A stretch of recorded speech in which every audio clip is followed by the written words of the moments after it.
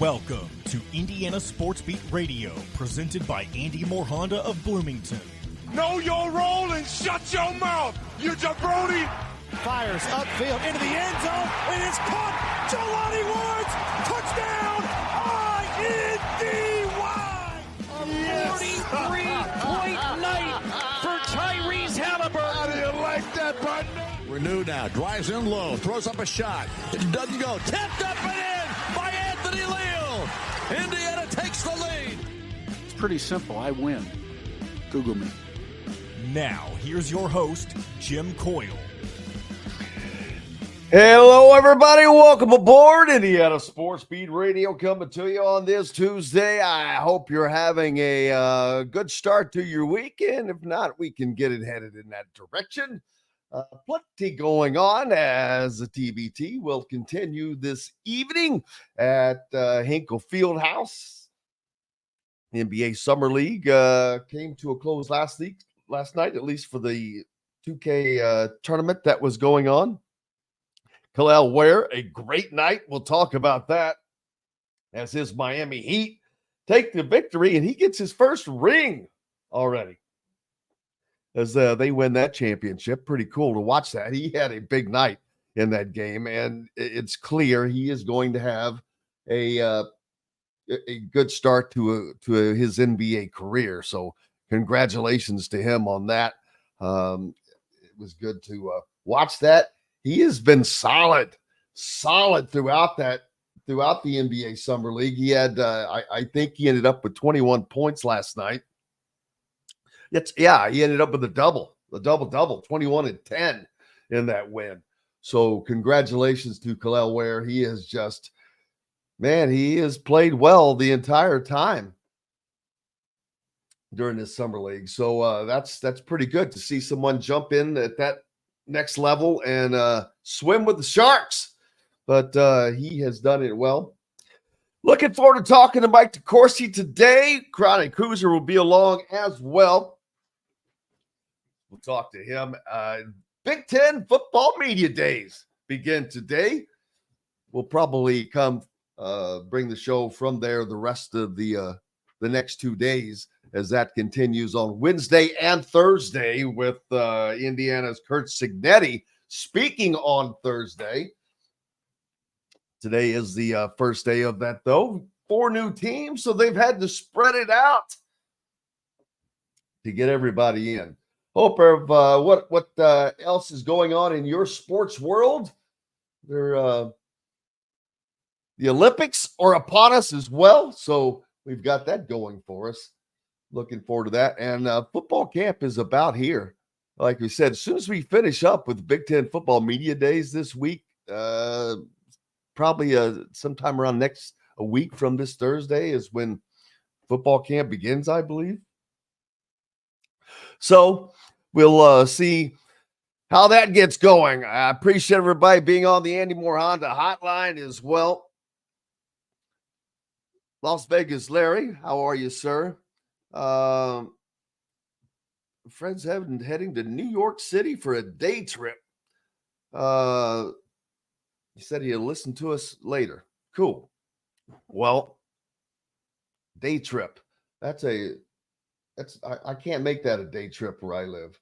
But congratulations to the Miami Heat and Khalil Ware as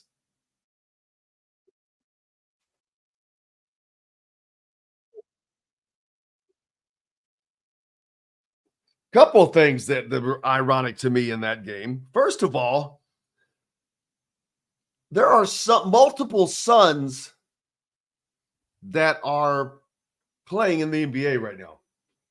Of course, everyone knows about Bronny James, the son of LeBron James. But how about Scottie Pippen Jr.? He was a big presence last night, albeit for Memphis. He's going to be good. He played very, very well. You heard his name a lot. So I can see a budding rivalry between Scottie Pippen Jr. and Bronny James. A little irony there, but it'd be cool. I don't recall that happening previously, but just a little something to make it, add a little spice to it. Tonight, the final game of the Butler Regional in the TBT as Assembly Ball takes on Eberlin Drive. So all kinds of stuff going on tonight. If you want to swing over to Hinkle Fieldhouse, you can catch that championship game. I still haven't looked to see where they go from here. I would imagine that Dayton is the next stop. I believe, I don't even know how many total regions there are, if there are 8 or 16, but Indiana, one game away from winning their first regional title in the TBT as a team. So we'll see how that goes. I'm sure the Hoosier fans would like to see that team roll on and play more. We'll talk to Mike DeCourcy about that, or in the Chronic Hoosier about that. I'm sure he's happy to see that happen. What is going on in your sports world right now? What are you waiting on? What are you looking forward to? Or is this just kind of I don't want to call it the dead time between the final end of all this crazy sports and just nonstop sports, a cornucopia of recipe or menu items that have just gone on all year long. And finally, you've got just a slight break, but it's like a week maybe. Baseball's still swinging wild, of course. Has it been fun for me? I'm a Reds fan, so not a lot for me to look forward to. Although they seem to have a lot of great highlights between Eli De La Cruz and Reese Hines, but it has not translated to wins on the field thus far. As a matter of fact, the Reds are in dead last. It's mind-boggling. The Reds are in dead last of the Central Division. And I mentioned this before. The plus-minus differential of runs scored over the course of the season, for that, every division has a team that's in the negative. In the red, it's either both last-place teams. In the American League Central, it's just one. But in all the others, it's at least 2, I believe. The American League West has 3 right now. The National League East has their bottom 2. The National League West has their bottom 2. The National League Central has 3 as well, but the Reds are dead last in that division, but are plus in the plus category in that differential. That's a mind-boggling stat for a number of reasons. Number one, they're plus, and nobody that's in the plus category is in last, in second to last, or even third to last. So they're a feast or famine type of team, I'm going to have to say. And that is not working for the Reds, as they are 5 games under 500 and 9.5 games back of first place. Milwaukee.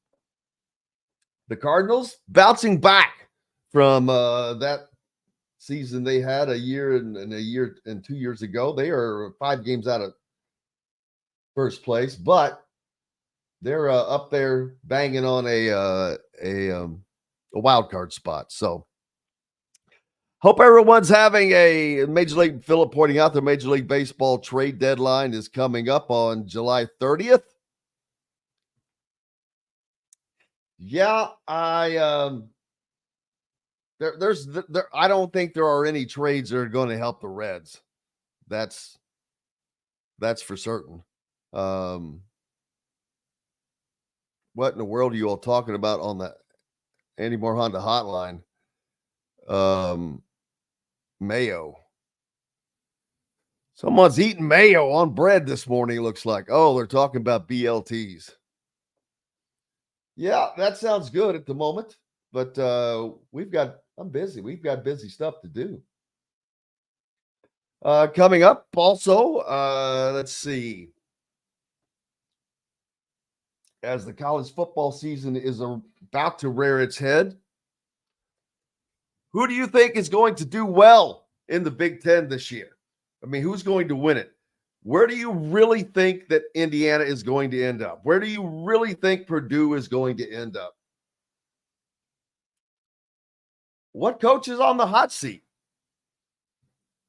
Apparently Lincoln Riley may be his seat getting warm, but I'll tell you someone else's seat who would get warm if they do not have a decent season, and that's Brett Bielema at Illinois, who came in and it looked like things were just going to be incredible.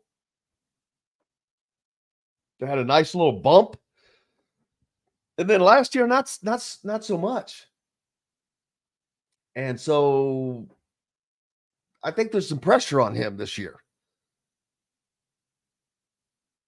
I was on with Brad Klein on the Ref yesterday, 97.7 ESPN The Ref, one of our affiliate stations down in Evansville, and on his show, and he asked me about what I thought Curt Cignetti would what he would be saying at Big Ten Media Days.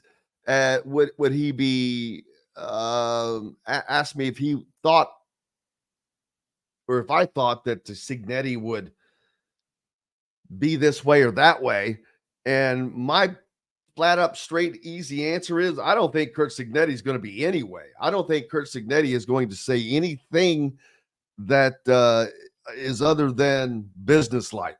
I think that he is just going to approach this as honestly as he can. He's not going to try to placate fans like, hey, we're going to be good and come out and things like that. I think he's more of a proof is in the pudding kind of a guy. More of, hey, I've already told you once. I win. Google me. So I think that he's just going to be a business at hand kind of guy. And we'll look forward. We'll see how that ends up on Thursday. But that's what my expectations are. So we shall see. But having been around Curt Cignetti enough, it doesn't take long either, as a matter of fact. But that's just how I think that he's going to lay out the situation.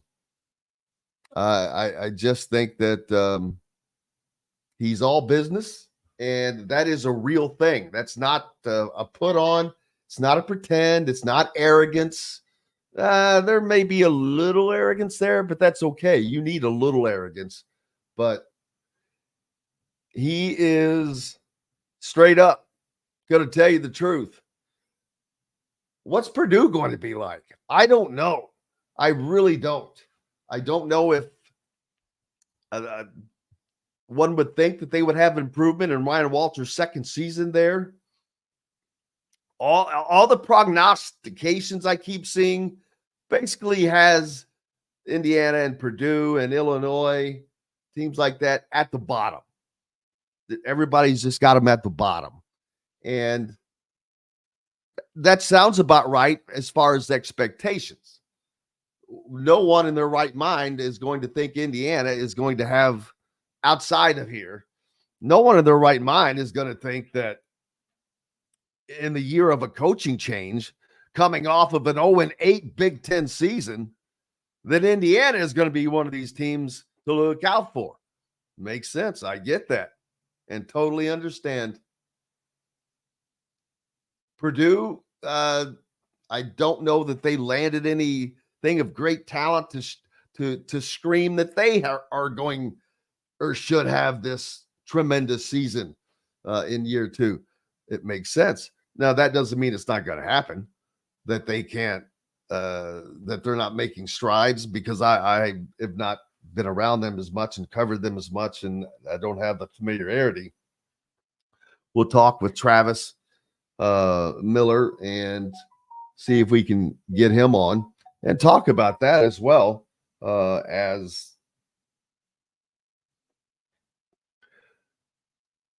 Ryan Walters is in his second year, like I said, and so a little bit of an advantage there.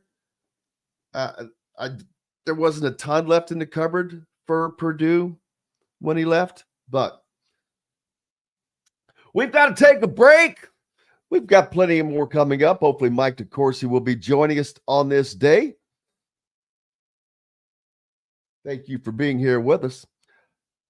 We'll be back with plenty more right after this. This segment is brought to you by the Rusty Gator. In the market for a new or used vehicle? Well, nobody beats the prices and selection of Andy Moore Honda in Bloomington. Right now, get a brand new Honda with no payments for 90 days. That's right, 2023 and 2024 Honda Pilots, HRVs, CRVs, Honda Ridgelines, payment-free for 90 days. Or get 0.9% APR financing for 36 months on a 2023 Honda Ridgeline. Go to AndyMooreHonda.com and get more to your door. If you're looking for a home in the Indianapolis area, you need Cheryl Sizemore from RE/MAX Advanced Realty. Cheryl Sizemore has over 2 decades of experience, and that could be the difference in you getting the home you want in today's tough housing market. Reach out to Cheryl Sizemore from RE/MAX Advanced Realty at Cheryl@IndyHomePros.com or 317-298-0961. Cheryl Sizemore from RE/MAX Advanced Realty.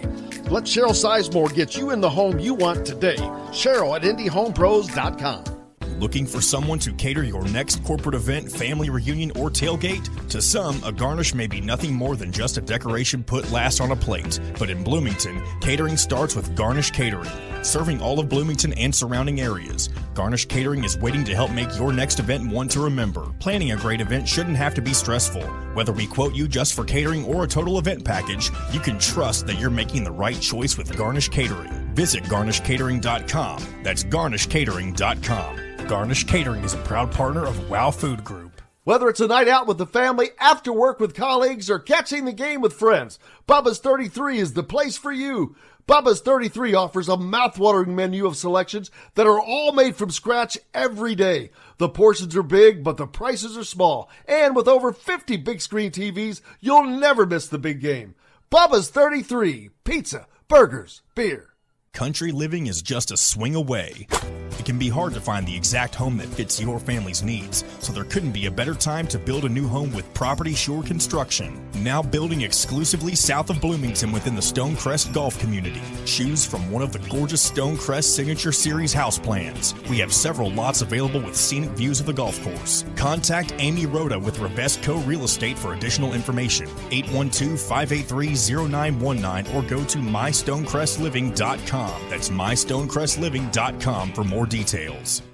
Enjoy healthy, delicious meals at home without the hassle with the Fresh Fork. Chef-curated, ready-made meals delivered right to your doorstep. Proudly fueling IU athletes and now available to you with a menu that's always fresh and diverse, from hearty proteins to fresh salads. The Fresh Fork empowers you to make better food choices without compromising. Let the Fresh Fork help transform your lifestyle for a healthier way of living today at thefreshforkonline.com. Use promo code RADIO20 and get $20 off your first order. This segment is brought to you by Freethink Apparel.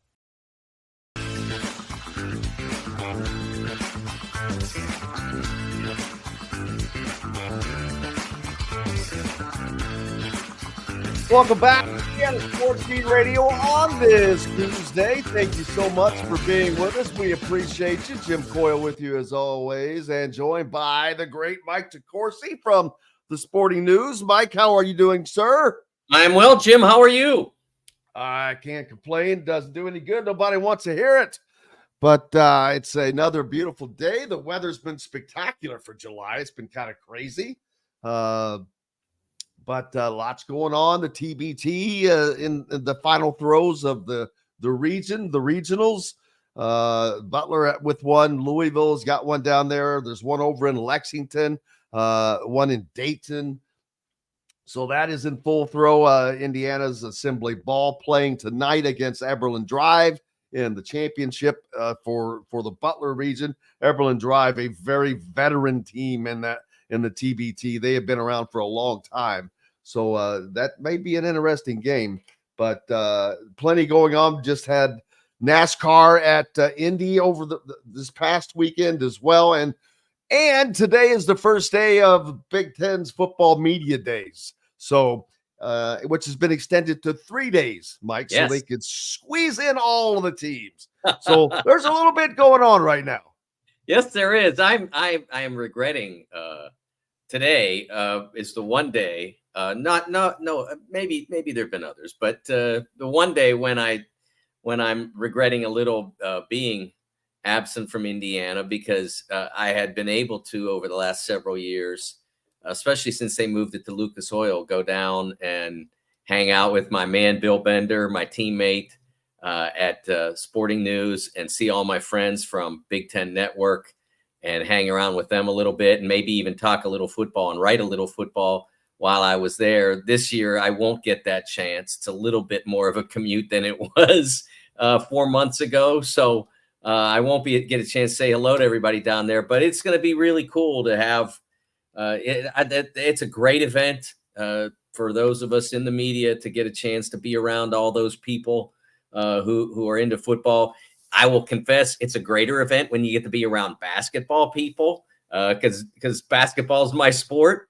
But I always enjoyed those trips down to Lucas Oil to see everybody, and I'm sure it's going to be really interesting for everybody to converse with the Oregon coaches, the Washington coaches, UCLA, USC, and how much the league will change over the next 9 months. It's going to be amazing.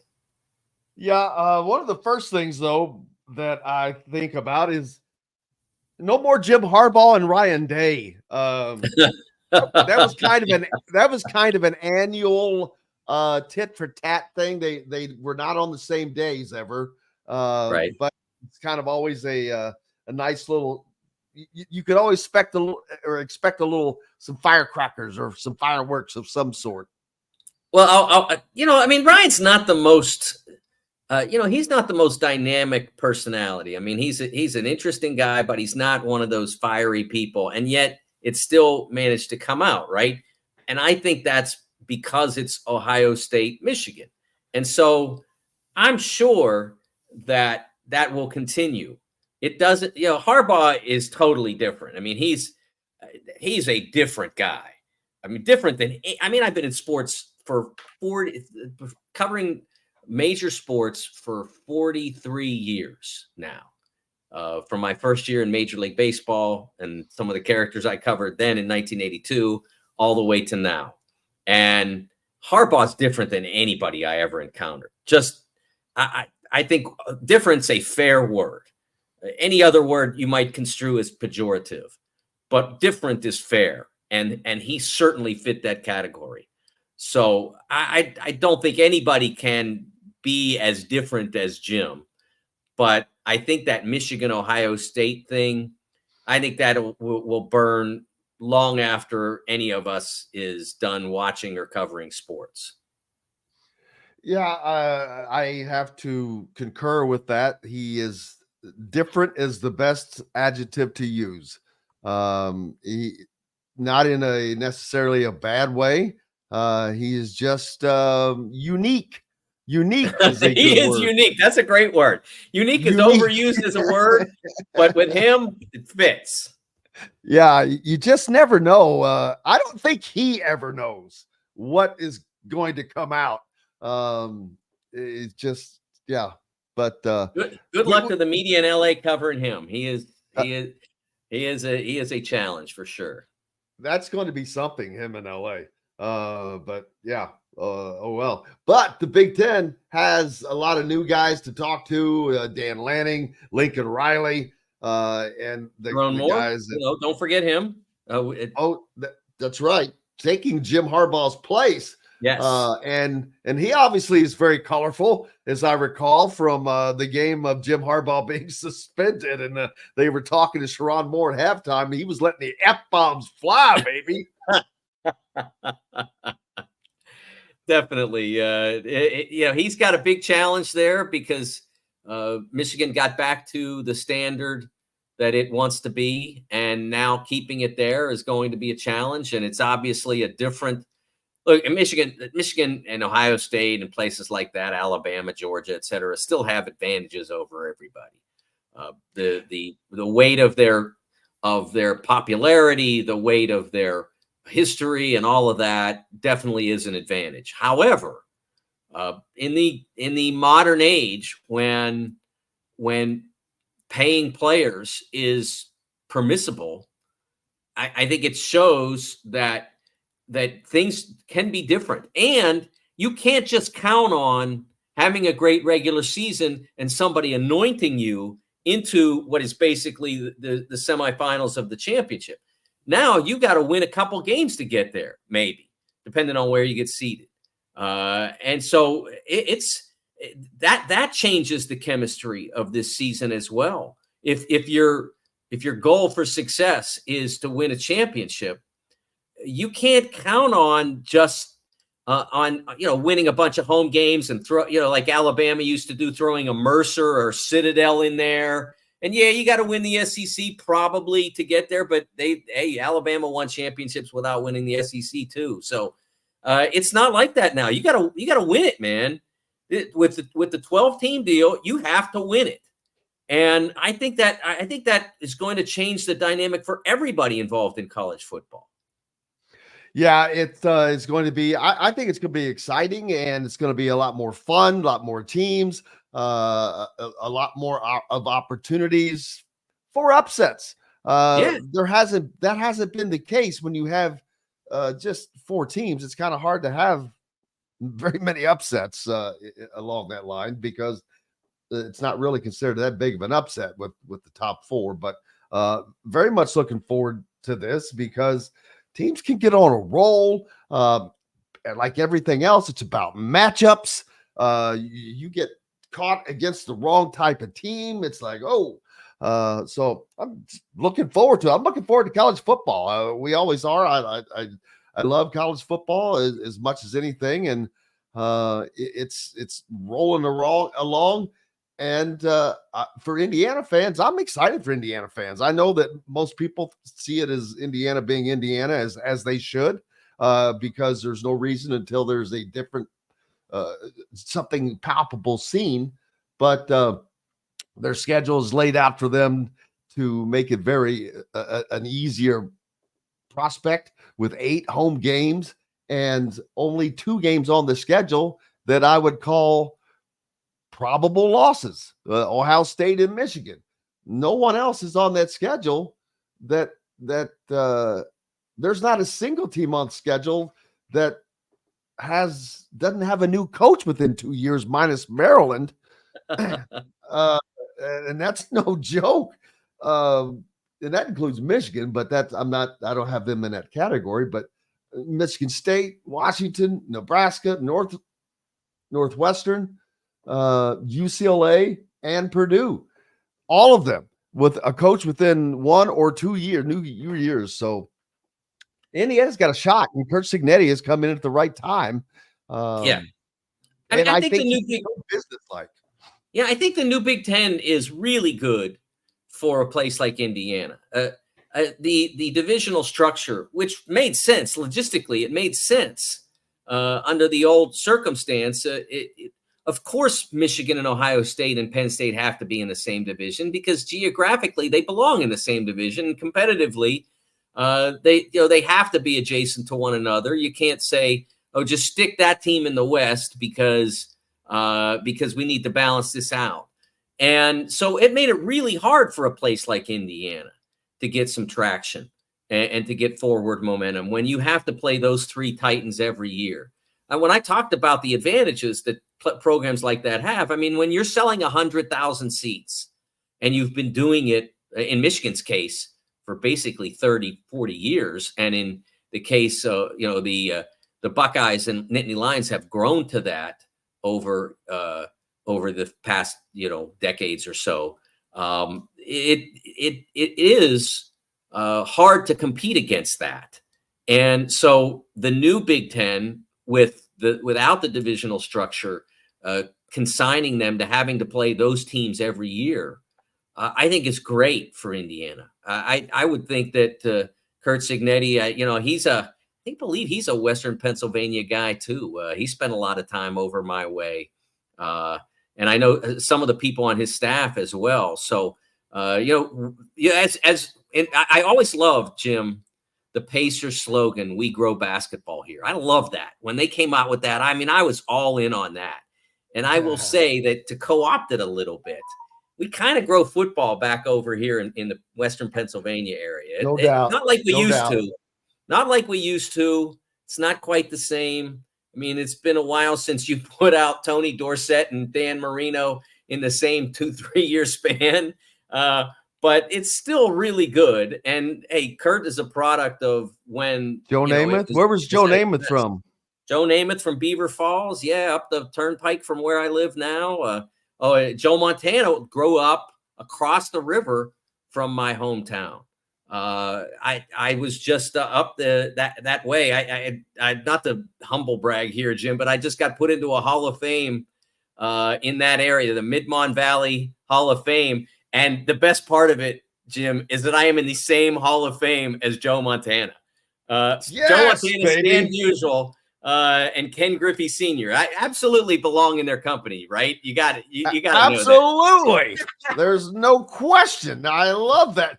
As a matter of fact, there should either be a Mount Rushmore or a group photo, group hug. Oh, yeah. When I was going through that list, I'm like, oh, wow. I'm not sure I belong on this thing. Congratulations. I think that's awesome. Thank you.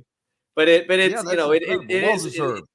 Curt is coming from, his dad was a significant football coach as well, especially at the D2 level.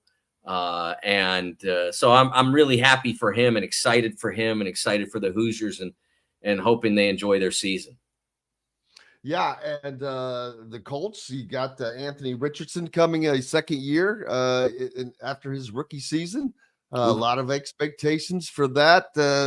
Pro camps start here, I think August 1st as well. No. They're starting this week. I believe the Steelers are reporting to camp up at St. Vincent Thursday, I think. Tomorrow or Thursday. And I think pretty much all of them, I think you're right, all of them are already. I saw the Colts and who was reporting. Well, everybody was reporting. I'm like, well, why don't you just say that? They listed out the different groups, but it was all the same day. So I'm like, well, why don't you just say everybody's reporting today? Just pointless on that. I just found that to be fun, ironically funny. But it's here, man. It's here, and I'm all about it. I know that people are looking forward to college basketball later, but college football is fun. And we're going into a new era of the 12-team playoffs this year, which is going to change the game. Like I mentioned a minute ago, I just think it's going to be a lot more fun for more people, but not more conferences. I still think that it's going to come from where it's going to come from. My biggest question right now is what's going to happen with Florida State and Clemson? They're in a dog fight with the ACC.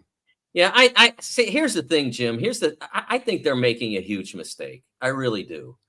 I think that what they should have done was got together. Remember, it's only been 8 years now since they signed the grant of rights, which said, yeah, we're all in on the ACC because that grant of rights was a 20-year deal, runs to 2036. So at that point, you're saying we're all in. And it's not like the SEC and Big Ten weren't already making way more money than the ACC was.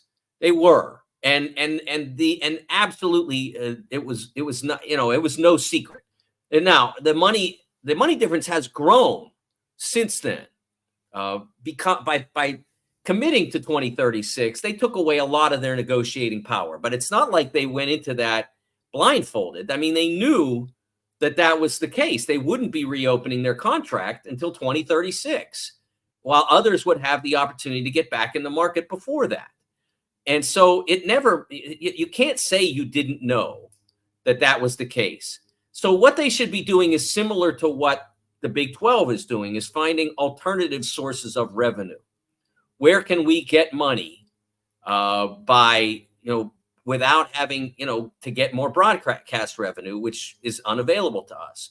And so I think the idea of selling your naming rights to the league, as the Big 12 is considering, still hasn't done it, but is considering, I think that's a worthwhile endeavor. I mean, you're the ACC. Okay. But yeah, I mean, now like 2 of your teams are 3,000 miles away.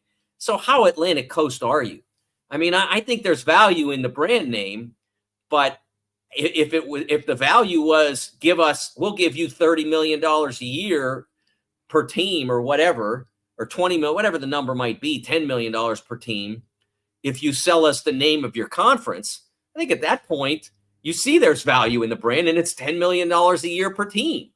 I don't think that fighting with the conference, and remember, there's still a great likelihood that if Clemson and Florida State were to be freed from the ACC, even if it were not for a great price, even if it were, not for a significant exit fee or whatever, I think there's still a good chance the SEC wouldn't want them, and the Big Ten wouldn't want them. They are good football programs. There's no doubt about that. But it's not like either one of those leagues is lacking for good football programs. They don't bring great television markets. There is a following for each of them, and it's not insignificant, but it's not going to change the dynamics. It's not going to be like, okay, well, if we get Clemson and Florida State in the Big Ten, or we get Clemson and Florida State in the SEC, then all of us will make more money. There may be enough money to cover the new members. But what's the point of that? And especially if you're in the SEC, if I'm Florida, there is no way I want Florida State in. I'm Alabama. There's no way I want Florida State in. If I'm South Carolina, there's no way I want Clemson in, because then you give up the advantage that you have over those in-state rivals. So absolutely not would I want them to be part of my league. And so I don't think that they're being smart at either school right now.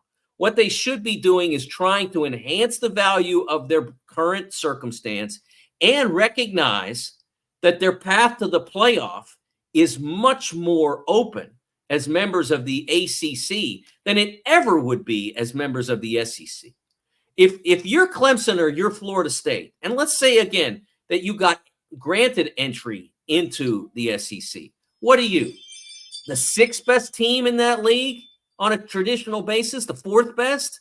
It's still not as comfortable, to use a bad adjective, as comfortable a ride into the playoff as it is in the ACC, where in terms of football, it's really the two of you and then somebody trying to catch a great year, like Pitt might in a given year, or Louisville might, or whomever. But you guys are supposed to be there every year with your built-in advantages. And I think both of them are being foolish, arrogant, and unwise. And I don't think that either will come out the better for this. I just don't know what their winning argument is going to be, other than we screwed up and we're not making the money we want, and so we want out. That's it. I mean, because trust me, if there's anybody that'll make an argument for anything, it's me. I'll argue, but I'm like, I'm looking, but I don't see anything to stand on, man. I get that you're getting screwed. But they're not getting screwed because they volunteered for this. You signed the contract. Yeah, they weren't smart enough. First of all, why would that conference sign such a long deal in this day and age where things change a mile a minute? They signed it because They wanted to launch the ACC network. They thought that that was something that they needed to be competitive with the Big Ten and the SEC. They thought that they needed that. And it has helped them in some ways to have that.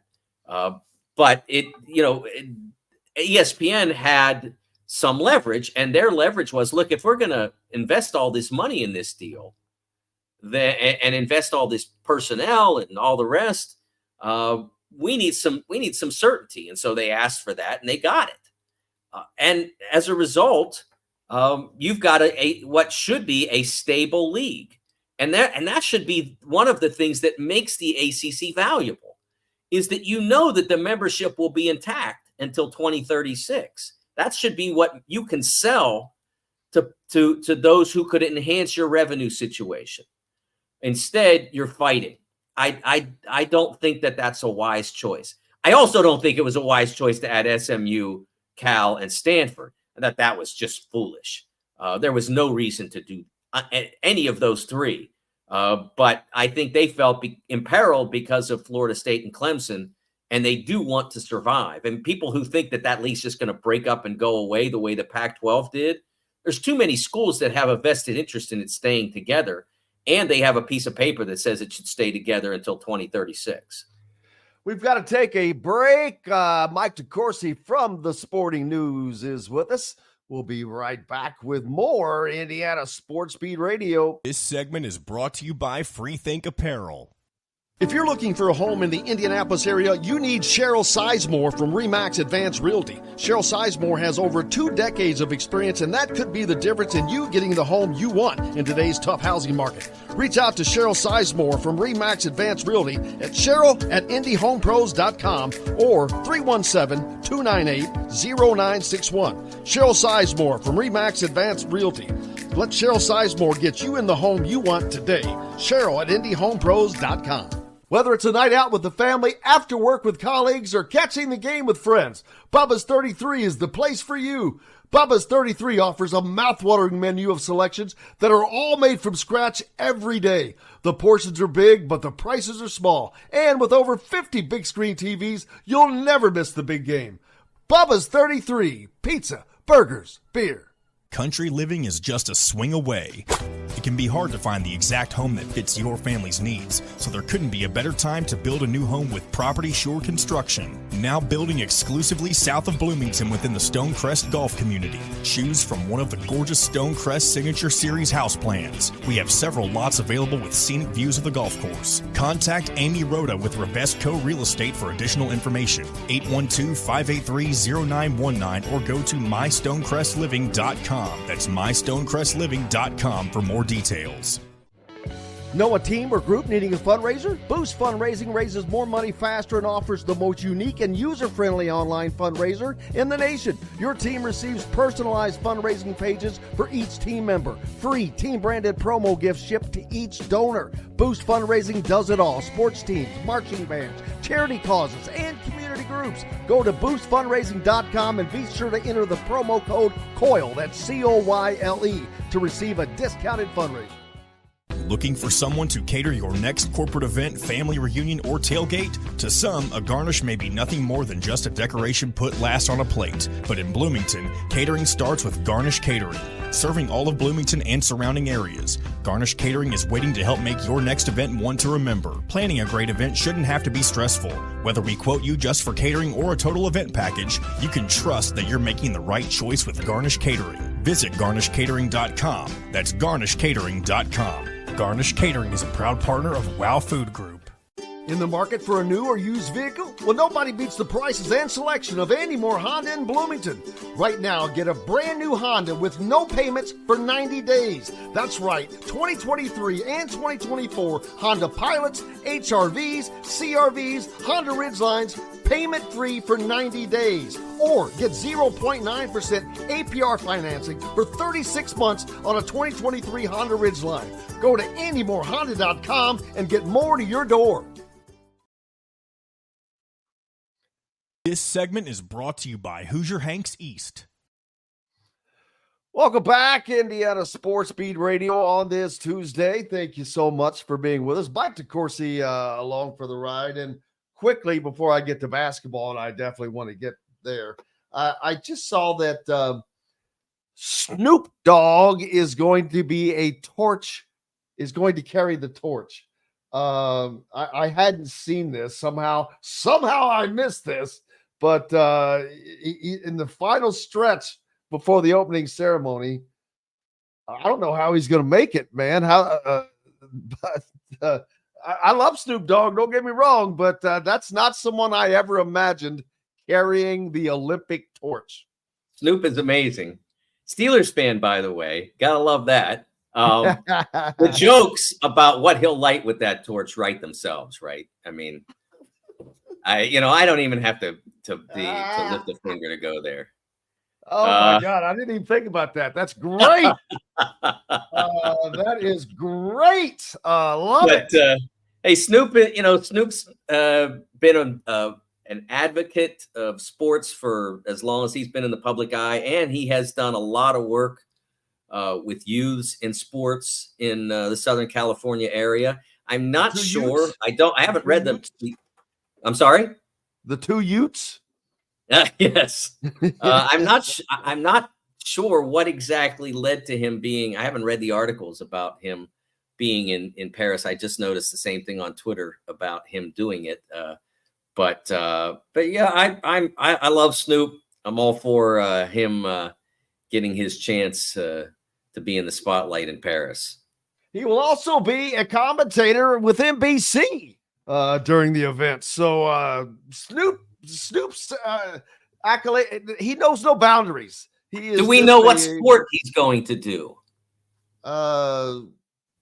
It would be something slow and easy, I'm going to guess. Yeah, I'm not sure what that would be. Basketball, Kel'el Ware having an outstanding NBA Summer League. Just finished with winning a ring last night with Miami as they beat Memphis in the NBA 2K25 title, whatever the heck that means. But they won the Summer League title, and he's played well consistently. 21 and 10, a double-double last night. And he has been one of the rising stars and bright stars for that Miami team. I in advance of the draft, we talked about this. We said that he had great potential, especially in a draft this bereft. He was going to be a wise selection for someone, because the only thing you had to worry a little about was whether the motor was 8 cylinders or 4 cylinders. And what we saw in Indiana last year trended toward the better, trended toward to being someone who would be engaged. In Oregon, it didn't look like that. In Indiana, it looked very much like that. And as a result, I thought that he would be a prime selection, somebody that would be a good choice for whomever got him. And he's verifying that. Now, look, and Summer League stats don't say anything like about what will happen in the NBA. But it does say, how do you fit into the NBA style of game? Can you fit into it the way the game is played? It's different than college, especially, honestly, much different than that IU has played. IU played because they lack the perimeter shooting that is a must at the NBA level now. And so can you fit into that? And I thought physically that there was no doubt about that with Kel'el. I mean, he handles the basketball well for a player his size. He moves beautifully for a player his size. He shoots it well for a player his size. He especially in the modern pro game, look, it can get rough down there, but it's one-on-one rough more. Whereas in college, it's multiple guys rough. Not as rough, but multiple guys. And I always thought that Kel'el would be able to handle himself in a one-on-one situation there, as long as he wanted it. And I think that you go out and you play well in the Summer League, that says that there's a level of want there, because you're not really, it's not really, everybody there knows, like those, they're games, but they're not for keeps. I mean, you want to win, but you really want to play well more than you want to win and all of that. But his team won. and played well, and he played well. I think it was a great sign for what he'll be able to develop into. I'm not predicting he's going to be rookie of the year, whatever, but I was never a fan of drafting Alex Sarr. I did not think that he was worthwhile that high in the draft. It will not surprise me at all if Khalil turns out to be a pro on the level of what Alex Sarr gives to the team that chose him and maybe supersedes him. Yeah, he's answered questions again about his motor. That question has stayed with him even after college, but I think he has more than answered that in this NBA Summer League. He's been given a chance to shine a little more in a different style of offense than what he played at Indiana, and I think he's showed up and showed out, and his strength. I saw him set a screen last night, and this was toward the end during the Elam ending that the NBA stole. That's another thing. They would not call it the Elam ending. It was a target score. I'm like, give the man his due, man. It's an Elam ending. If you're going to play it that way, you got to give him his due. I'm not a fan of that style, that concept. I've made it pretty clear over the years. I don't think Mr. Elam likes me, but if you're going to do it, it was his deal.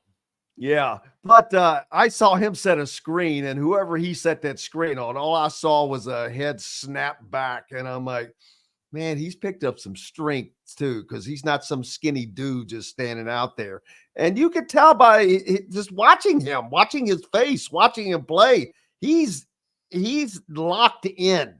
And there's many times many players are on the floor, but they're not locked in, and he is definitely locked in. Well, if you think about it, think about the Pacers, okay? They just traded Stick Smith because at the end of the day, they couldn't get, with the Siakam trade, it kind of made Sticks somewhat superfluous. Siakam was a much better version of Sticks. So, it shows you how fine that line is. That a guy like Jalen Smith couldn't get any playoff run at all, basically, because that line is real. When you're talking about getting up to that level and playing in those games, that line you can be good enough. And Jalen played a lot of games for the Pacers over the last few years, in which he was reasonably successful, but he wasn't that level. So that's the next frontier. For the next two frontiers, I guess, for Khalil is now playing at a regular level in the at a consistent level in the regular season, and then being able to take that another step when the playoffs begin. But I like where he started. I liked what he did at Indiana. I thought that he was going to be a really good prospect for this draft. I think a lot of teams, not as many teams, will regret having passed on him as regretted not taking Trace, because Trace went through a lot more picks. But I think Khalil can have a tremendous pro career. I think his fans should be really excited about that. I'm looking forward to it. What's up next for you, man?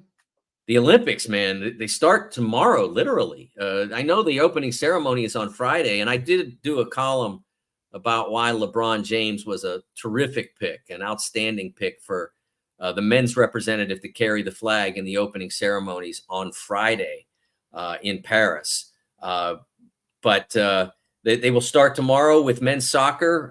Men play France. Nice opening game at 3:00 on USA Network. That's our first real Olympic action here. And they'll continue on through the next 2.5 weeks. Thanks, John, about the Coach Cofield documentary. Really appreciate that comment, because I was honored to be included in that project. Julian, who is one of the directors and producers of the documentaries at Big Ten Network, invited me to have a voice in that show, and it was a great honor for me to do that. So if you get a chance to see that on BTN, we did it I think 2 years ago one of the great moments of my time at BTN to be a part of that show. Well, make sure you give Mike a follow if you're not already, and go to the Sporting News for complete coverage. Mike, I thank you, sir, very much. Thanks, Jim. You bet. Mike DeCourcy joining us here at Indiana Sports Beat Radio. Plenty coming up as Chronic Hoosier will join us right after on the other side of this. This segment is brought to you by the Fresh Fork in Bloomington.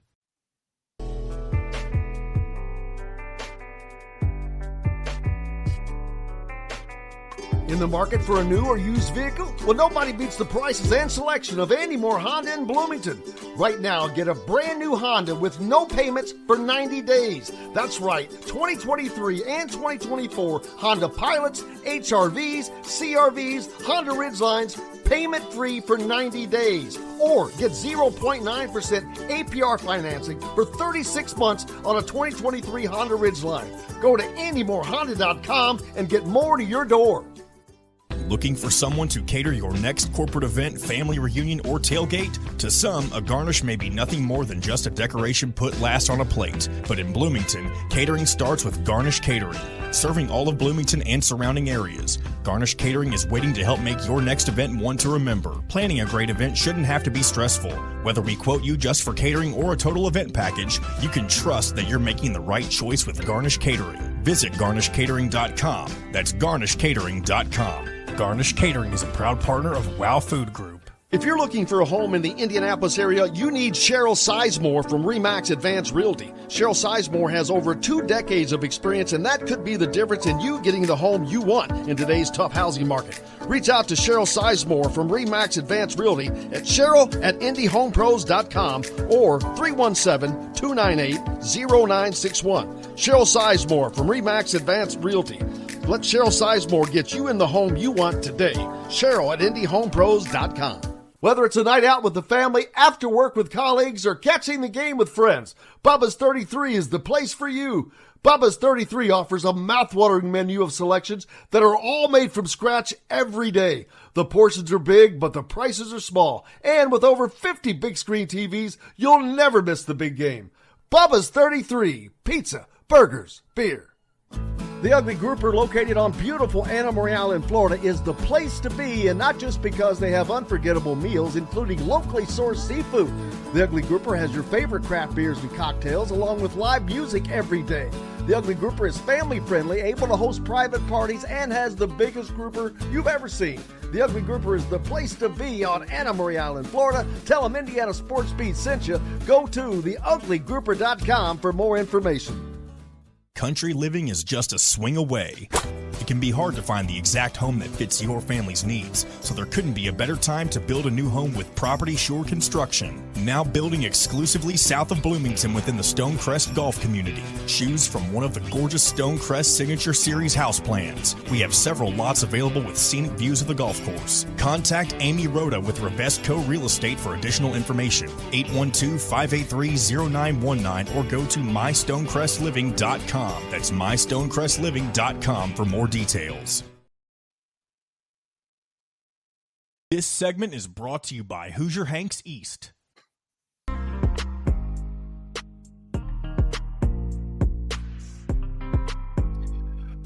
Welcome back, Indiana Sports Beat Radio on this Tuesday. Thank you so much for being with us. We greatly appreciate you as always. Chronic Hoosier joining us now here on the program. How are you doing, sir? I'm doing good, Jim. Thanks for having me back. Oh, brother, it's a pleasure and painful not to have you. I just got back from Florida. Took the family down there for a little getaway last week, so we were just reacclimating to back to B-Town here for the final sprint to the end of summer here already. Yeah, it is. Well, it's here, but it's nothing ever ended. I've talked about this a lot this year that, normally there's a nice little break after the men's NCAA tournament comes to an end. You have the month of May, but then June and July are relatively calm, but that has been far from the case this year with so much AAU action going on. There has just been one thing after another. We just had NASCAR in Indianapolis. Big Ten football media days are to start today. That means we're a week and a half from fall football camp starting. It's here, man. Yeah, it's been a wild summer, but when you have a coaching change over the football program, a total roster overhaul for the men's basketball program, it has certainly been an eventful offseason to say the least, but also seemingly and hopefully a very productive offseason for the Hoosiers. Absolutely. I'm looking forward to everything, to covering it all this year, because I think there's going to be so much fun. But let's start with football. With Big Ten Media Days here, Curt Cignetti will be speaking to the media on Thursday, and his first opportunity, as is many of the coaches in the Big Ten. Of course, the ones coming over from the old Pac-12, obviously it's their first time speaking at Big Ten Media Days, but also the coach for Michigan, Sharon, the coach. Is Michigan State's coach new, or is he second year? But there's just so many. There's never been this many new people, and that's aside the 4 new guys that are coming in. But it's just I keep telling people, I'm like, yeah, Indiana I think they're going to surprise people. I really do. Of course, we've heard that song and dance before. 2021 looked like it was going to be a remarkable, historic season, and it didn't work out that way. And I'm not saying this is going to be a historic season. I think it's going to be a very good season, though. It's going to be historic in as much as this is obviously, locally, you've got a new coach at the home. I think this season is going to be really significant historically, just because you've now moved to a full 18-team Big Ten conference, and the elimination of the divisions, just what's been a 2 decades long albatross around the Hoosiers' neck that's really made it difficult to compete and to elevate their status in the conference is no more. You combine that with 8 home football games over at the Rock, and yeah, I don't think historic's too far of a stretch when describing this, no matter what the outcomes are. I think this is a pivotal moment in Big Ten history, and the Hoosiers are lucky enough to have a lot of energy and momentum and enthusiasm at their backs right now as they head into Cignetti's inaugural season. But it's what a better time to make a pivot, to make some change, and hopefully strike a new path forward amid this new Big Ten landscape, because it's totally unprecedented to see our league. At least we've seen conferences ballooning over the years, and the Big Ten's not been immune from it. But this edition of the West Coast schools, have a national platform.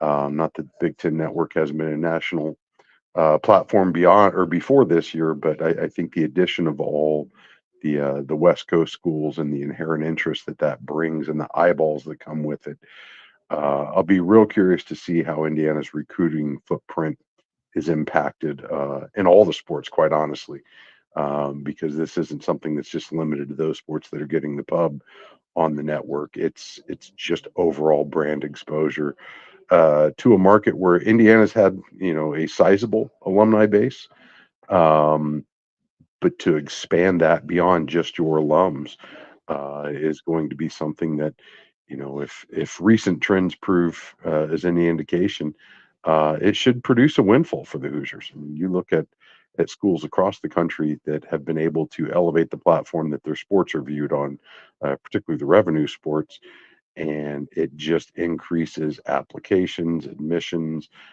interest. Everything rises with that increased exposure. So obviously, they say no publicity is bad publicity.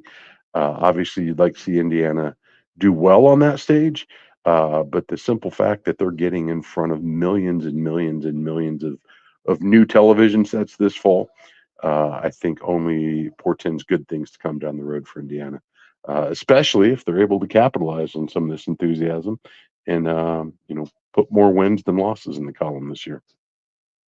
Absolutely. And I think not only do I think it's going to be a good season for Indiana, I think it's going to be an absolute fantastic fun season for fans of the Big Ten in general, not because there's going to be a ton of teams at the top, because as of right now, but I don't know, these teams inside and out. Let me be the first one to say that. But other than Ohio State and Michigan, maybe UCLA, I don't know these and Penn State. That's kind of it that I'm expecting to be up at the top at the moment right now. But I think there's going to be a ton of parity in the Big Ten. I think because there's so much change, so many teams that have new coaches or are in their second year. I'm thinking it's like that's 2/3 of the teams in this league. But I think that is going to bring about parity, along with all the other things that are happening in college football, transfer portal, NIL, et cetera, et cetera. I think there is going to be parity, and it may, those things that a lot of us don't like may be bringing make the sport better in a way. No, I think that's certainly going to be the Oregon. case. Well, and I was just going to say, do not ever lose sight of the fact that you just invited Phil Knight into your living room. You brought him into the family. And for all the talk of parity, I think the competitive balance is going to be a little deeper. But I think you have just engaged in new gear in the Big Ten's arm race for revenue superiority. That is one program that will not sleep on anything ever. They are constantly evolving. They are constantly pushing. It's the Phil Knight effect. That's his beloved alma mater, and he is always going to make sure that they set the bar. And for years we've watched the Ohio States, the Michigans, the Penn States kind of occupy that echelon of shoe dominance, if you will, or at least the money that comes with it. Now you just brought Nike's flagship program into the fold. So who knows what fun awaits when you open that box. But it's here and it's not going away anytime soon. So grab a drink, buckle up, and let's see where this ride takes us. Absolutely. I think I'm wondering how many Hoosier fans are going to follow Indiana out to Los Angeles for this game at UCLA. I've heard a few people talking about it. That's one of those trips. It's like even with basketball last year when Indiana played in Las Vegas against Arizona, and Indiana outdrew Arizona like 8-2. I think UCLA is not a big draw. UCLA football, rather, is not a big draw. And not that Indiana fans are going to make a dent in that, but I'm thinking that there may be several that want to go on that trip. I think you're going to see a multiplier effect. I think just the enthusiasm surrounding the program is going to lead to an uptick in away ticket requests. But never lose sight of the fact as well that Indiana is massive when it comes to the ranks of living alumni. Top 2, top 3 nationally. Last data that I saw, there's over 750,000 living Indiana alumni. And as you look at the map, wherever population densities are highest, you're going to find the highest concentration of Hoosiers. And there are a veritable boatload of them living out on the West Coast, living in the LA area. I think for nothing else than the fact that now you have the Hoosiers coming out to LA. You're going to see throngs of Indiana fans. Same in Washington, for that matter. There's a ton of Indiana alum in the SeaTac in the Portland area, and all points in between, just with all the tech out there. So I think you're going to continue to see Indiana fans show up disproportionately well this season for a multitude of reasons, but not the least of which is this is the first time we're playing conference games in their backyard for those West Coast Hoosiers. So if nothing else, the novelty of this new expansion, I think, is going to bring out a good amount of fans.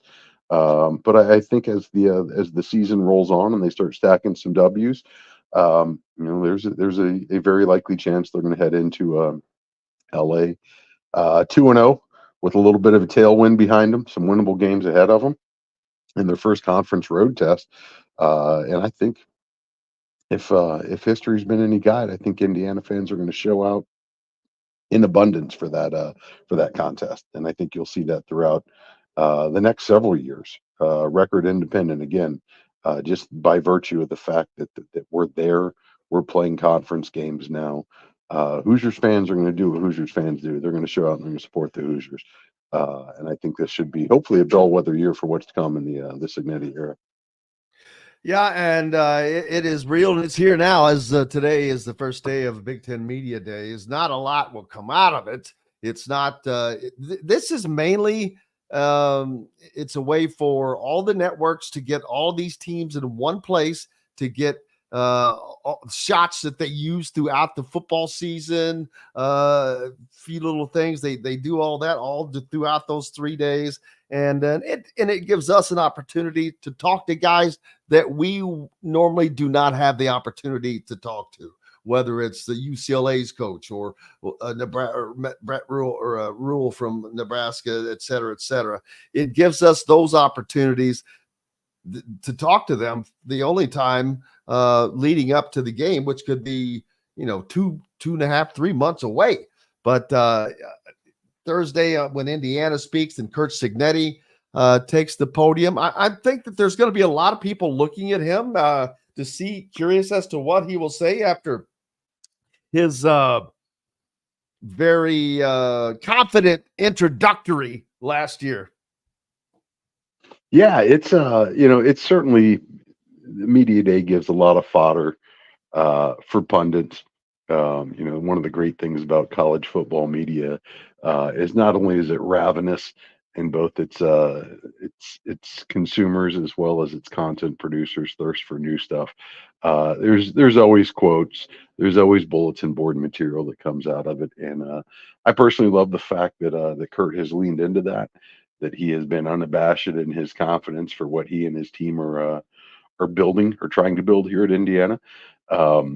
This is about the end of the runway though, as far as just running at the lip. We are getting closer and closer by the day now to actually having to cash those checks.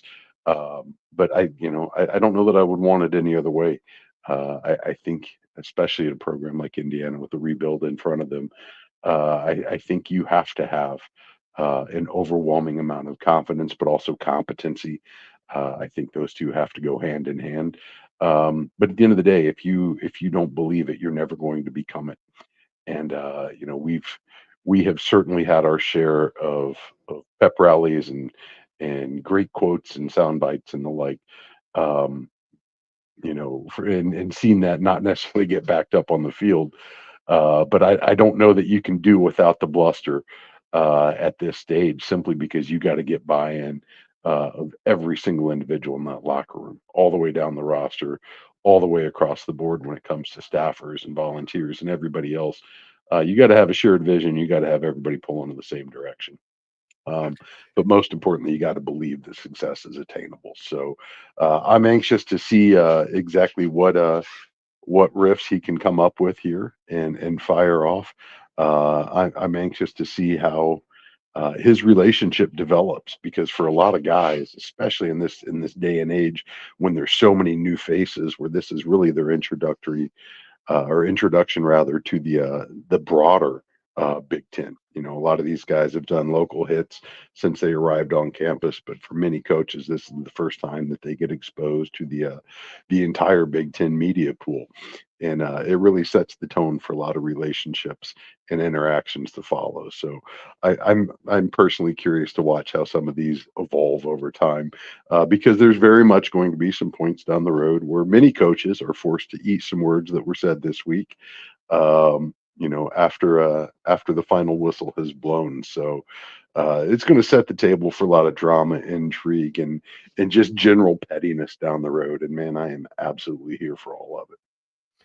Did you see that Snoop Dogg is going to be carrying the torch?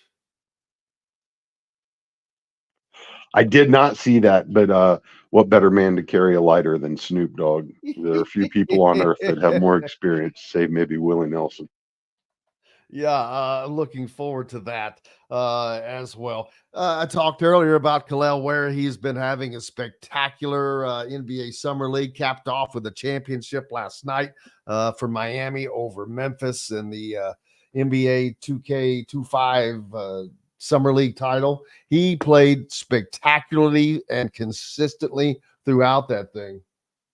Just beasting, man. I love it. He is certainly on an arc so far this summer that you just absolutely love to see, both at the personal level for Khalil, but also as an Indiana fan.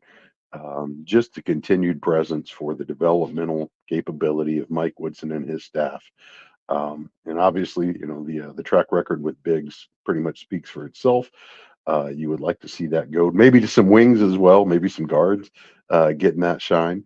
But it's certainly one of those things that is just absolute best case scenario to have a recent program alum achieving at the biggest stage so far. And obviously this is just summer league.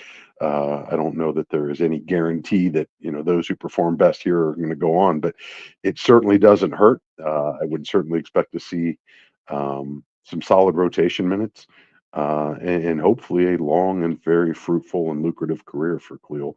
But kind of selfishly, anything that keeps Indiana, its program, its development, what can happen when you buy in here in the forefront nationally is just a huge, huge boon for the program, and just a remarkable value add for the efforts that they put in with him, both in getting him here, in developing him into what he's become, and hopefully giving him the wings to have a long and very very successful NBA career. But always cheer for the guys when they make it to the next level.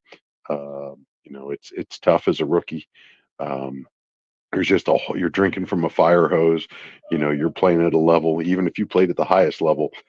This is a whole different animal, man. These guys are absolute beasts. People forget, the last guy on the bench on a summer league roster would absolutely eat up 99% of any league in America right now, and it's a whole nother animal. And there's no guarantee that those that do great in college are going to succeed at that level. But Khalil's certainly proving what I think a lot of Indiana fans saw over the last years. The dude's legit, and he's quite a force. And all the baggage that he carried about his motor and everything else, man, that looks pettier and pettier by the day. That's for certain. Yeah, he just became more and more consistent in the summer league. He was consistent along the way, where for Indiana last year, there were games where he kind of disappeared. That didn't happen in these 5 games. He is, I said it earlier, he's locked in. He earned all first team summer league honors, which is a pretty big deal, along with Reed Shepard, former Kentucky guard with Houston Rockets, the Clippers forward Jordan Miller, Gigi Jackson from Memphis, and somebody else. But that's an impressive thing that he's got his career off on the right foot, and I'm amazed at his consistency already. He just is there every game. Yeah, and the thing that really stands out to me, and what glimpses I've got of him in summer league, it's amazing what happens when you have systems that are really adept at feeding the post. Because that's one thing, man. The post can't feed itself. They rely on guards to get them in their spots at the right time, at the right place. And the way the NBA runs nowadays, it's just so effortless what these teams do. You really take it for granted until you see, look at Khalil this year. The number of times that he would establish post position, he would repost, he would repost before ever maybe getting a sniff at it.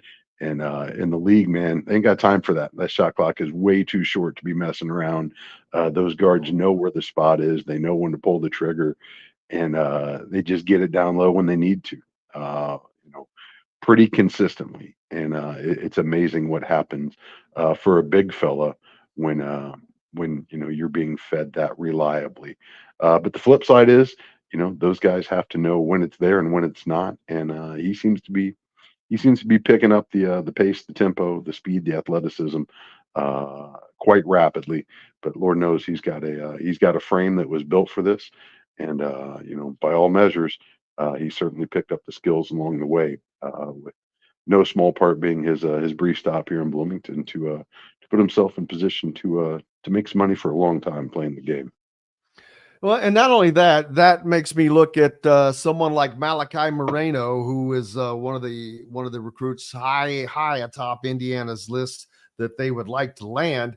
And while I know that Kentucky is going to be hard to beat out because he lives right down there by Lexington, maybe Arkansas, I don't think that so much with John Calipari. I think it's going to be Kentucky and Indiana personally. But the fact of what is happening with Khalil Ware, the fact of what has happened with Trace Jackson Davis has got to be, I don't want to call it an advantage, but man, it's got to be a couple of big feathers in Mike Woodson's cap in his recruitment of someone like Malachi Moreno. Yeah. And, we totally lose sight of the fact that he's likely to put another one in the NBA next spring with Omar. So it's just a long parade of some really big guys performing at a high level. And more than anything, too, kind of exceeding the expectations going into the league. Just based off Khalil's draft position, it looks like Miami got a steal. Everybody is familiar at this point with TJD's work over at Golden State and how he very quickly found himself in that rotation and a significant contributor on a team that's probably at the end of a dynasty, but transitioning into whatever the future looks like for him. But I think that's testament to the skills they pick up along the way. And if he's able to have similar success with Ballo this year, I think it's just going to cement the program's reputation as a place where big men come to get better and go get paid down the road. And you'd like to see that said for all positions. But the track record speaks for itself so far. Indiana is rapidly becoming big man U. And, there are certainly a lot of other needs on the floor, but it never hurts to have the most dominant big guy in a game of height. That's for certain. Yeah. And just so people realize, he is just the first Indiana player in the last 25 years. 25 years. Now, I know that that's not the heyday of Indiana basketball. It doesn't matter. There's still been a hell of a lot of great players along the way. But just the third Hoosier in the last 25 seasons to average over 15 points and 9 rebounds in a single season. DJ White, Trace Jackson Davis were the other two. He shot nearly 60% from the field and 42% from behind the arc. So, yeah, he's a hot one, man. Yeah, and let's see exactly how far that ceiling can be stretched when you throw in some more proficient guard play. I think it just not only does it make beating the post easier, I think it makes defenses play them more honestly without so many doubles and just packing the lane on them. If you can keep the wings and the guards honest and leave the post to defend itself, I think it's just going to make even more room for those guys to eat. So really excited to see how that works out this year, and as well as how this offense kind of balances and transitions into a little less post-dominant game, maybe a little bit more balanced across the floor with, heaven forbid, maybe even some better shooting. We'll see. Absolutely. Chronic Hoosier, appreciate you, my friend, as always. Hey, thanks for having me, Jim. We'll catch you next week. As always, man, Chronic Hoosier joining us here on Indiana Sports Beat Radio, brought to you by Hoosier Hanks East, located right off of College Mall Road. Just stop over. Great place to catch a game or a wonderful meal. We'll be back with more Indiana Sports Beat Radio right after this. Enjoy healthy, delicious meals at home without the hassle with the Fresh Fork. Chef-curated, ready-made meals delivered right to your doorstep. proudly fueling IU athletes and now available to you with a menu that's always fresh and diverse, from hearty proteins to fresh salads. The Fresh Fork empowers you to make better food choices without compromising. Let the Fresh Fork help transform your lifestyle for a healthier way of living today at thefreshforkonline.com. Use promo code RADIO20 and get $20 off of your first order. Country living is just a swing away. It can be hard to find the exact home that fits your family's needs, so there couldn't be a better time to build a new home with Property Shore Construction. Now building exclusively south of Bloomington within the Stonecrest Golf community. Choose from one of the gorgeous Stonecrest Signature Series house plans. We have several lots available with scenic views of the golf course. Contact Amy Rhoda with Revestco Real Estate for additional information. 812-583-0919 or go to mystonecrestliving.com. That's mystonecrestliving.com for more details. Whether it's a night out with the family, after work with colleagues, or catching the game with friends, Bubba's 33 is the place for you. Bubba's 33 offers a mouthwatering menu of selections that are all made from scratch every day. The portions are big, but the prices are small. And with over 50 big screen TVs, you'll never miss the big game. Bubba's 33, pizza, burgers, beer. Looking for someone to cater your next corporate event, family reunion, or tailgate? To some, a garnish may be nothing more than just a decoration put last on a plate. But in Bloomington, catering starts with Garnish Catering. Serving all of Bloomington and surrounding areas, Garnish Catering is waiting to help make your next event one to remember. Planning a great event shouldn't have to be stressful. Whether we quote you just for catering or a total event package, you can trust that you're making the right choice with Garnish Catering. Visit garnishcatering.com. That's garnishcatering.com. Garnish Catering is a proud partner of WOW Food Group. If you're looking for a home in the Indianapolis area, you need Cheryl Sizemore from RE/MAX Advanced Realty. Cheryl Sizemore has over 2 decades of experience, and that could be the difference in you getting the home you want in today's tough housing market. Reach out to Cheryl Sizemore from RE/MAX Advanced Realty at cheryl@indiehomepros.com or 317-298-0961. Cheryl Sizemore from RE/MAX Advanced Realty. Let Cheryl Sizemore get you in the home you want today. Cheryl@indiehomepros.com. In the market for a new or used vehicle? Well, nobody beats the prices and selection of Andy Moore Honda in Bloomington.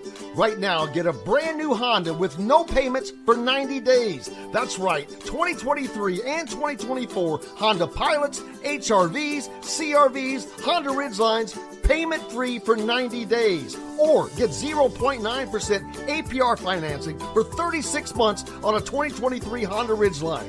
Go to AndyMooreHonda.com and get more to your door. This segment is brought to you by Hoosier Hanks East.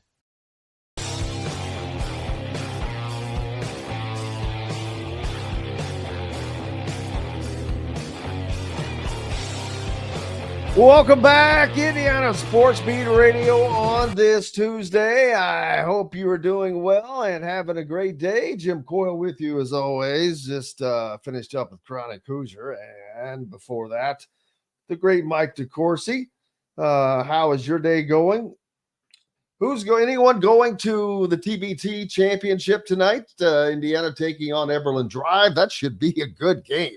I'm telling you, Eberlin Drive, they are a veteran of the TBT, and they've won some games and have been around.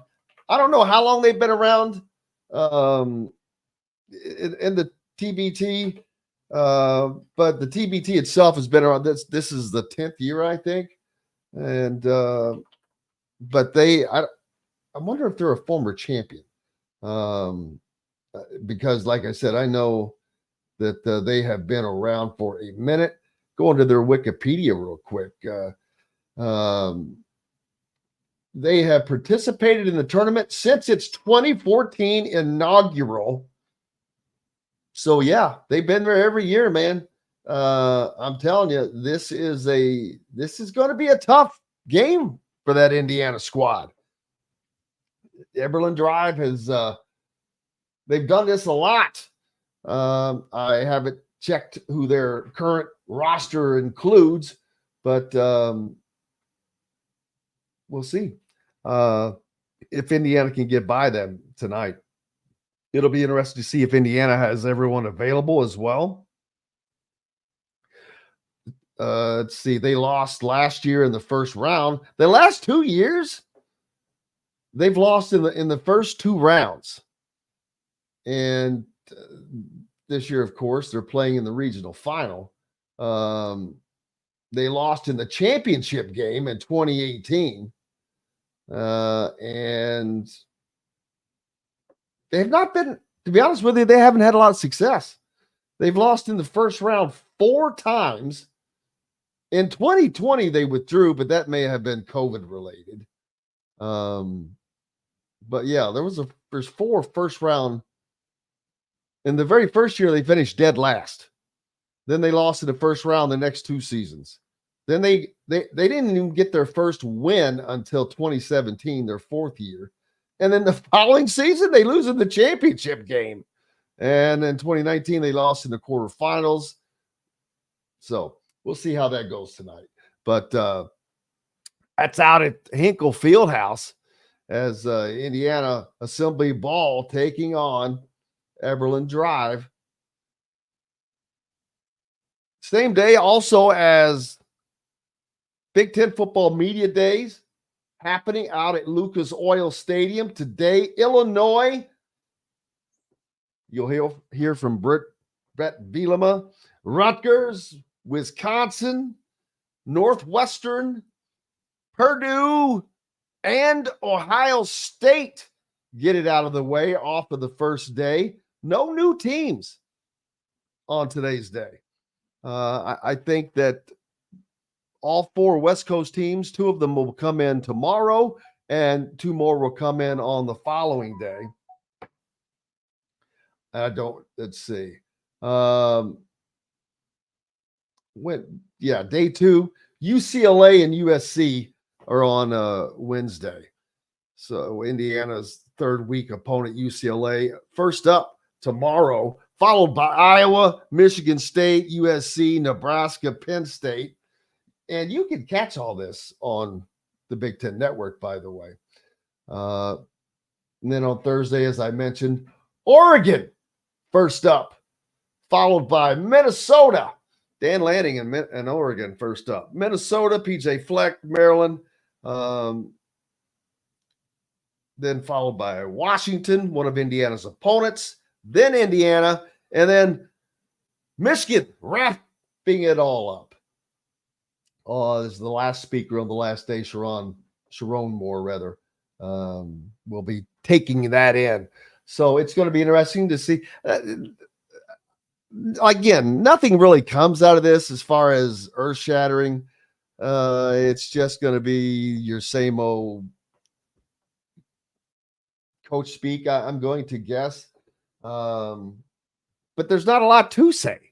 And nothing's happened. You're however 6 weeks in front of the season starting. It is going to be interesting. UCLA, curious, they opened the season with Hawaii, and their second game is Indiana.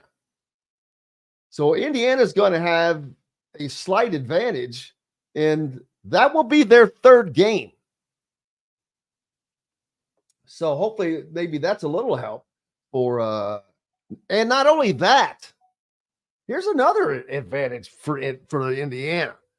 Not only will that, when Indiana plays at UCLA, will that be Indiana's 3rd game of the season? Huge. That's huge. I'm telling you. But also, UCLA has LSU on the backside of their schedule, right behind Indiana. So I'm going to be hard-pressed to think that UCLA, not only LSU, then Oregon. So UCLA has 1 tune-up game for Indiana, and that is against Hawaii, in Hawaii, no less. Then they host Indiana as their 2nd game with LSU, next on the road, and then Oregon comes to Pasadena. So I think that's an advantage for Indiana that UCLA has 1 game, and it's a road game What a schedule UCLA has. They play Indiana, then they got to go back. Then they have to go back on the road to Death Valley and Baton Rouge. They've got an Indiana-esque schedule. Oh my gosh. UCLA is going to lose a lot of games this year. After playing Indiana, as I just mentioned, they play LSU, then Oregon. Then that's followed by, no biggie, a trip to Beaver Stadium to take on Penn State. Boy, I guarantee you they asked, who did we make mad when they got their schedule? It gets a little easier after the Penn State game as Minnesota will come to Pasadena. Then UCLA travels all the way to Piscataway. Then they go to Lincoln, Nebraska to take on the Cornhuskers. Then Iowa goes to the Rose Bowl, a place where they're familiar. UCLA then plays Washington on the road as UCLA or USC at home. And then they end the season, oddly, against Fresno State. That's kind of odd to end your season with a non-con game that's not a rival.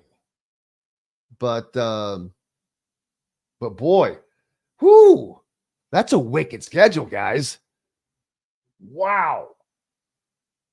I mean, LSU is a non-con game for them. Hawaii on the road is a non-con game for them. Yikes. LSU, Oregon, Penn State, Nebraska, Iowa, USC. Yeah, they've got a loaded schedule. They've got a loaded schedule. So that's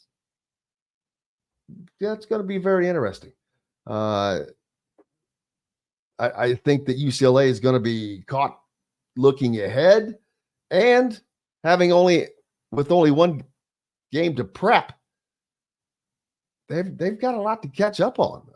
Again, that's why I said this is a winning game for Indiana.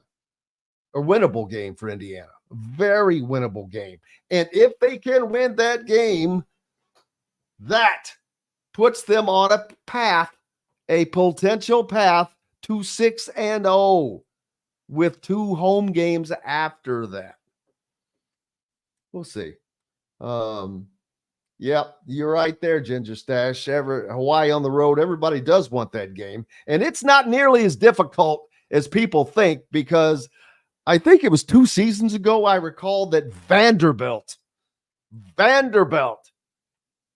traveled all the way to, and that's from Nashville, traveled all the way to Hawaii to play in the early second game, and they beat the snot out of Hawaii.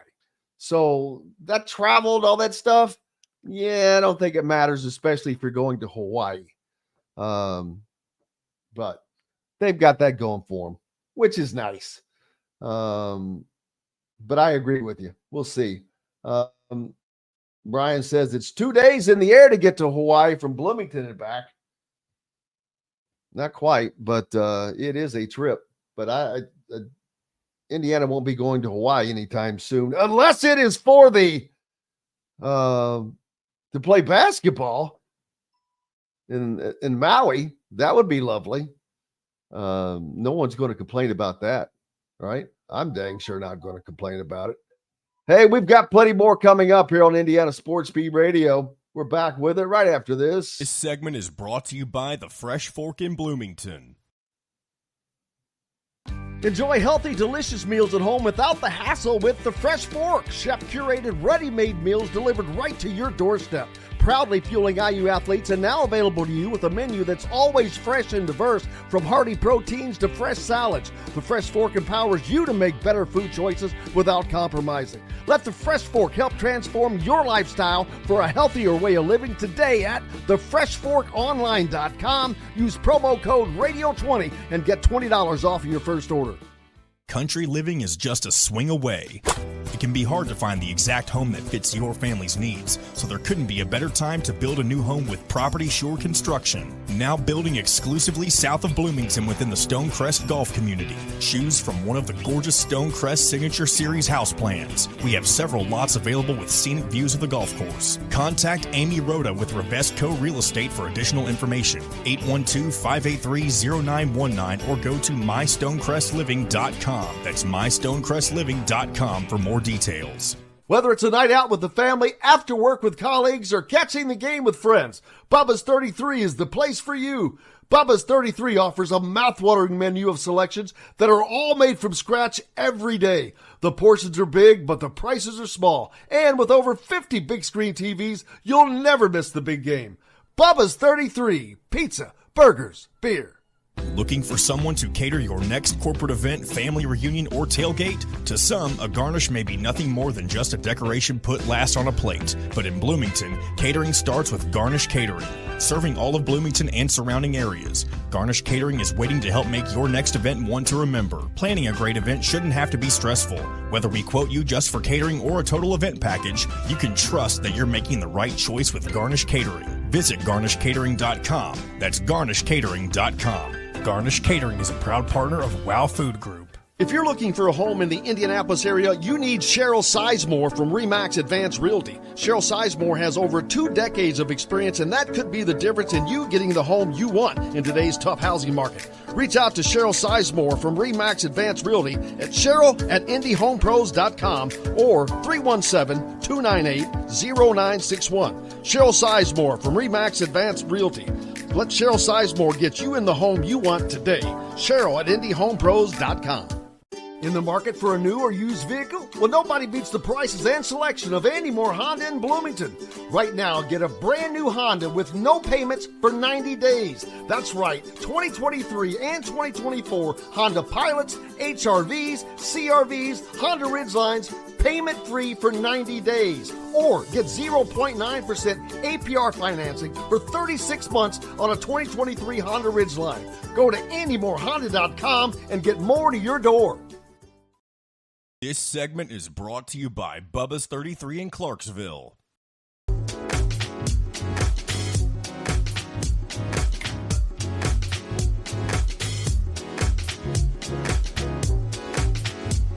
Welcome back, Indiana Sports Beat Radio here on this Tuesday. Glad to have you with us. Appreciate you joining us.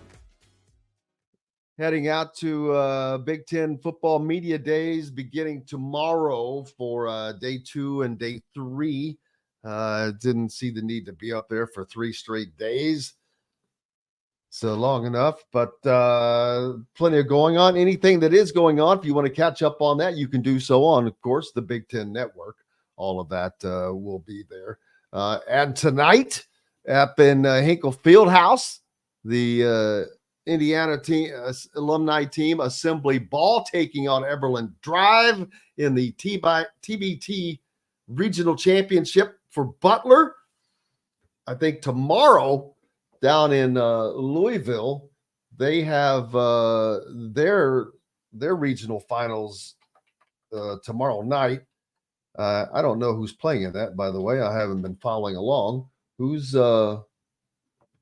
it looks like Louisville's team is rolling.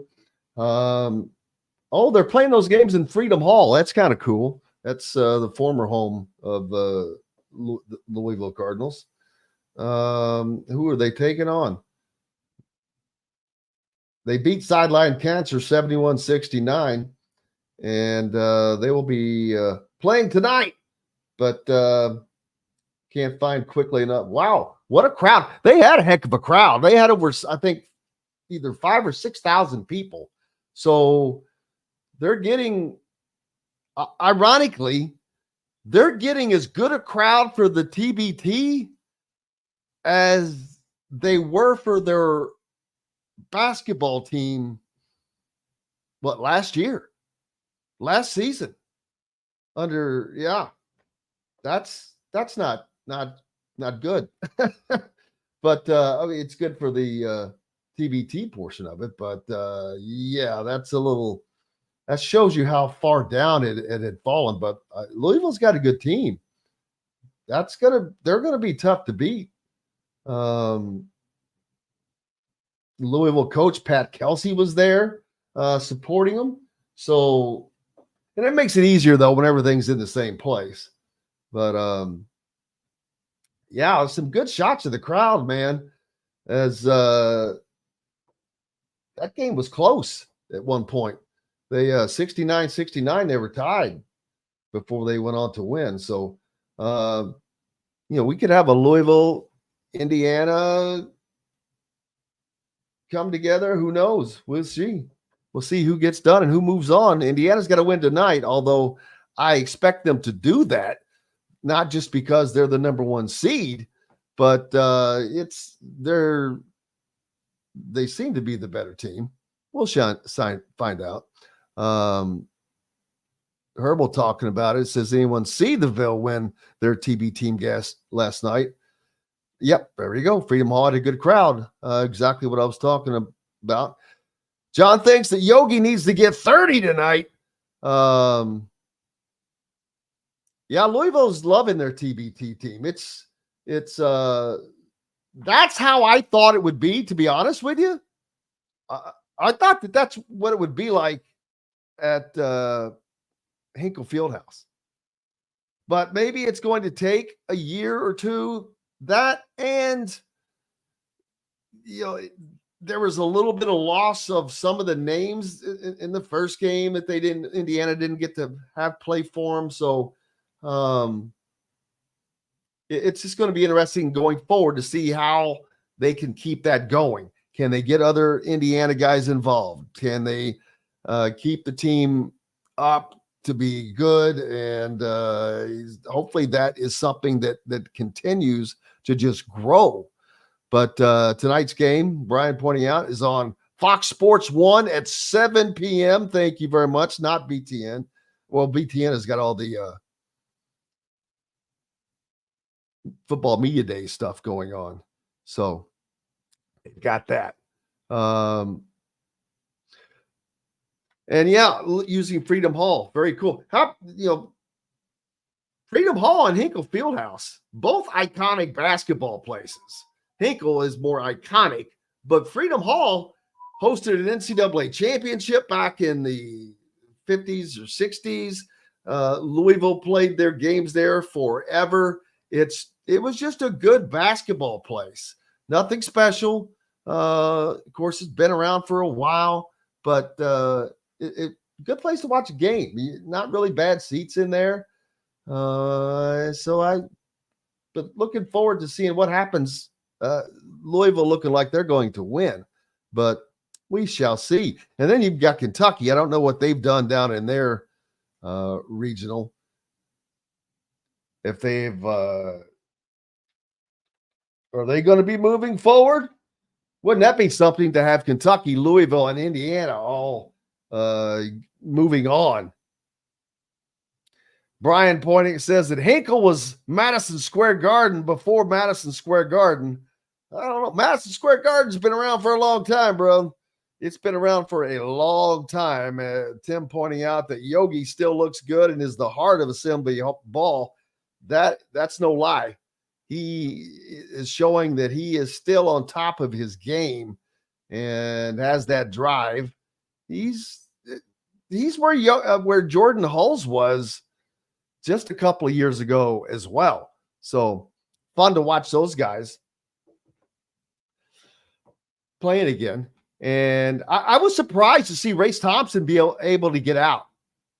I think I talked about this yesterday, or maybe that was with Fred Klein on the ref, but he had been, nursing injuries ever since last year. I saw him when we saw him at the Empire Classic in New York, saw him at the game in Atlanta against Auburn. He was on crutches with a brace on, and he's been rehabbing, but obviously he's back. Brian says he hit a 3 last night. Boom. Good for him from the corner. Nice to see that as he has fought to get back. Speaking of which, I saw Dr. Rink the other night, Indiana's team doctor. at an event. But yeah, races worked hard to get back. That stuff is hard work. Yeah, it's the Bermuda Triangle, Russell, not just the triangle, the Bermuda Triangle. It used to be Louisville, Bloomington, Lexington. That's a nice little, that is what I always called that the Bermuda Triangle back in the day, because it was. Indiana was great. Kentucky was great. Louisville was great. That was something. There was a time, and I'd have to go up and pull it up now, but if you can go back to the early 70s,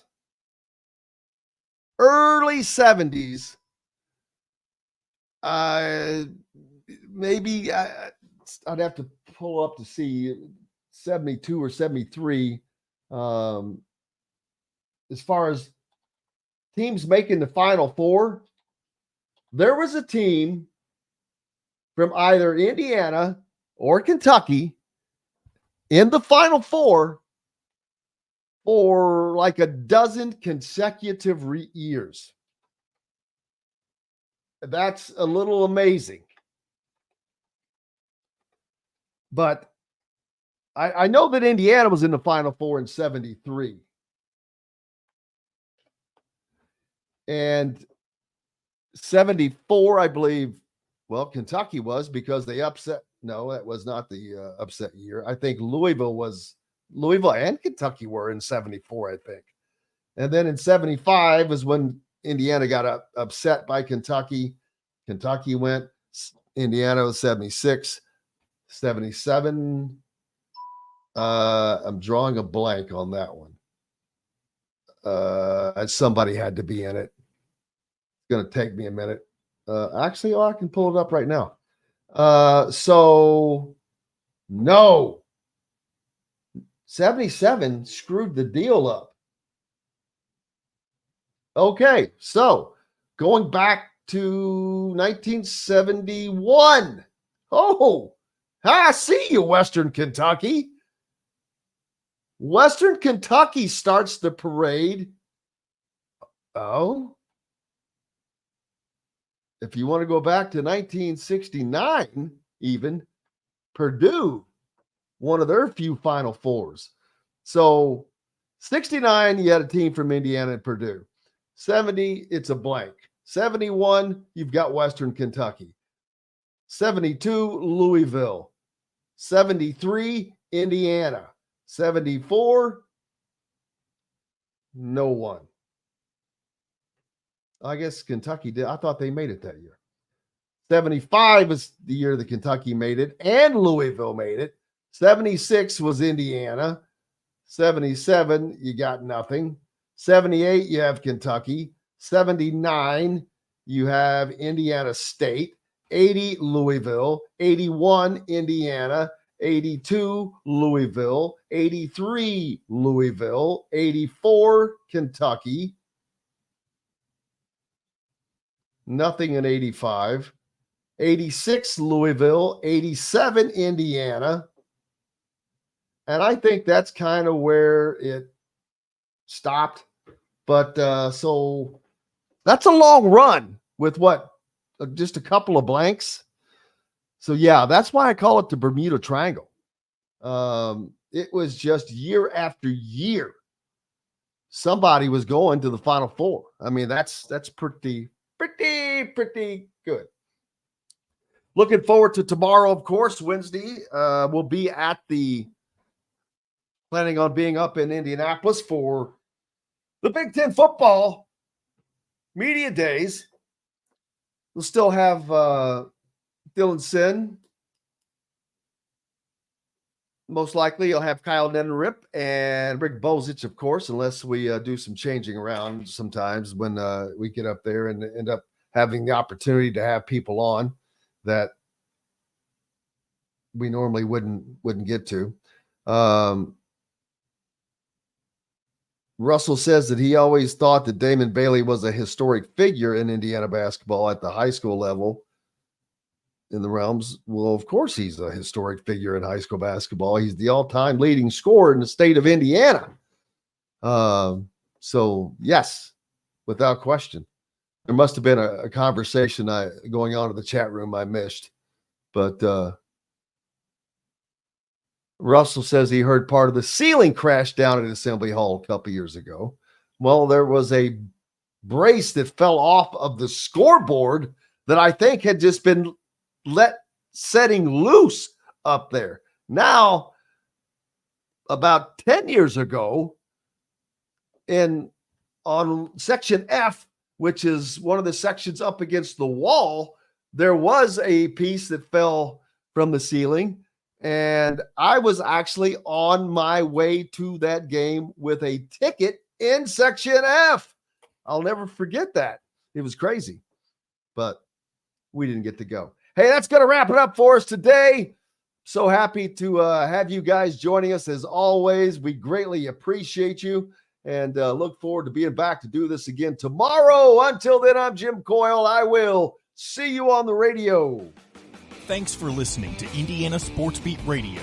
Be sure to subscribe to our YouTube page for more clips and team coverage of Indiana basketball, football, and more. You can also find full episodes and tons of other content on thehoosier.com. We'll see you next time for another edition of Indiana Sports Beat Radio.